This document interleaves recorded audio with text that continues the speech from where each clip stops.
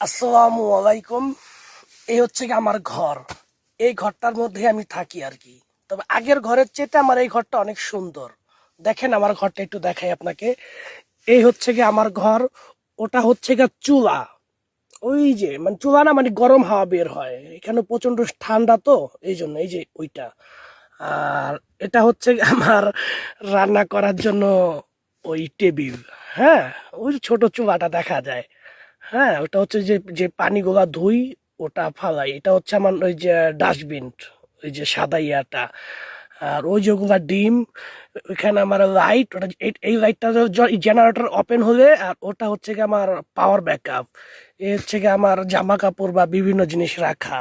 তারপর যখন জেনারেটর না থাকে, তখন আমি এই যে এই মেশিনটাকে ব্যবহার করি।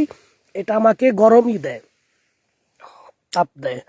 ঠিক আছে, তারপরে যে পাওয়ার ব্যাকআপ আছে, এই যে একটা আছে, তারপর এই যে একটা আছে, তারপর আবার এই যে একটা আছে, এই যে ছোট লাইট। হ্যাঁ, এই ইন্টারনাল। তারপর ঘুমানোর জন্য যে নিরাপত্তার জন্য, এই আমার AK-47, এটা হচ্ছে 2, AK-47 2। ওয়ানটা আরো বড়, এই চড়াটা আরো বড়। এই দেখেন, মার্শাল্লাহ, এটা আমার আত্মরক্ষার জন্য সবসময় এইভাবেই থাকে।